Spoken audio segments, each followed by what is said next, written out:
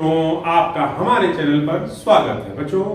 आप लोगों को जैसा कि पता है विद्या ज्ञान की प्रारंभिक परीक्षा हो चुकी है। अब विद्या ज्ञान की जो मुख्य परीक्षा है वो प्रारंभिक परीक्षा के 1 महीने बाद होगी। तो बच्चों आप लोग तैयारी में लगे रहिए। बच्चों विद्या ज्ञान की मुख्य परीक्षा की तैयारी हमारे YouTube चैनल पर फ्री ऑफ कॉस्ट कराई जा रही है। इस पर आपसे 1 रुपया भी नहीं लिया जाएगा। बस चैनल को सब्सक्राइब करना है और वीडियो अच्छा लगे तो वीडियो को लाइक करना है और इस वीडियो को ज्यादा से ज्यादा शेयर करना है। बच्चों हम आज लेकर आए हैं हिंदी का वीडियो। बच्चों हिंदी भाषा के क्वेश्चन भी आपकी परीक्षा में पूछे जाते हैं और ये क्वेश्चन जो हम लेकर आए हैं ये इम्पोर्टेंट है और कई साल पहले ये क्वेश्चन रिपीट हो चुके हैं, विद्या ज्ञान में आ चुके हैं। तो ऐसे ही क्वेश्चंस मैं लेकर आया हूँ जिससे इनको आप पढ़िए हिंदी भाषा के और समझिए, ठीक है ना। तो देखिए पहले लिखा हुआ है कि प्रत्येक प्रश्न 4 उत्तर है। सही उत्तर को हमारा सीट पर भरे। लिखा है भानुदय का संधि विच्छेद होगा बच्चों। तो भानुदय का संधि विच्छेद जो सही है वो होगा भानु प्लस उदय। पत्थर का तत्सम शब्द क्या है? तो पत्थर का तत्सम शब्द है प्रस्तर। प्रस्तर।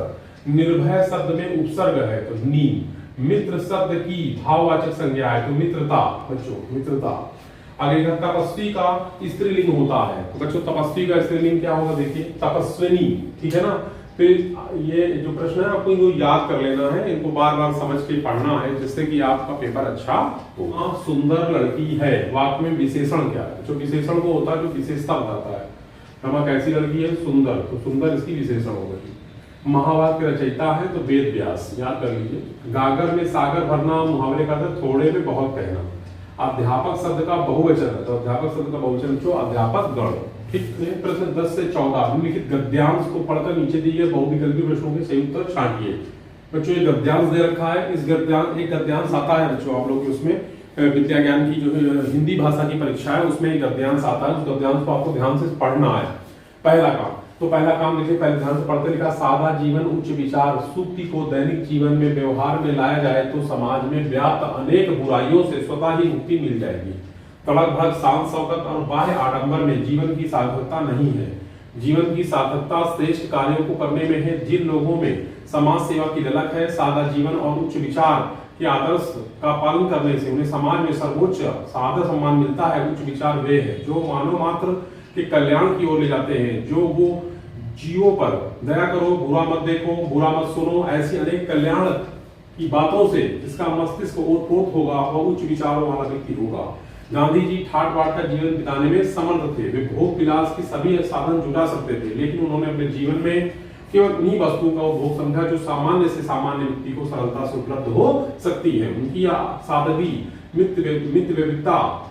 मितव्ययिता निजी स्वार्थ या धन लोलुपता के कारण नहीं थी। उनके पीछे जन कल्याण का उच्च आदर्श या सरल जीवन के बिना उच्च आदर्श खोखले कह जाएंगे और ऊंचे आदर्शों के बिना सरल जीवन उसी प्रकार अनुपयोगी है जैसे खजूर का पेड़ जिसमें ना तो पंथी को छाया मिलती है और ना ही उसके फलों को वो आसानी से चख सकता है। बच्चों ये हमने पढ़ा गद्यांश। अब इसके प्रश्न पर देखिए ध्यान देते हैं। प्रश्न नंबर 10 लिखा समाज में व्याप्त बुराइयों से स्वतः ही मुक्ति पाई जा सकती है।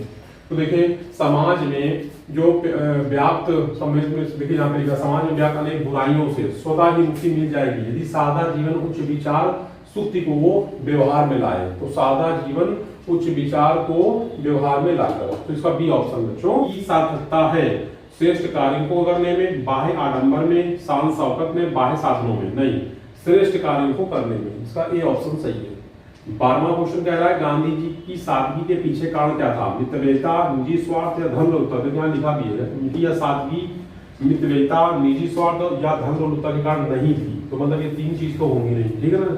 सी ऑप्शन इसका सही है। उनकी शब्द का पर्यायवाची है तो पथिक होगा बच्चों।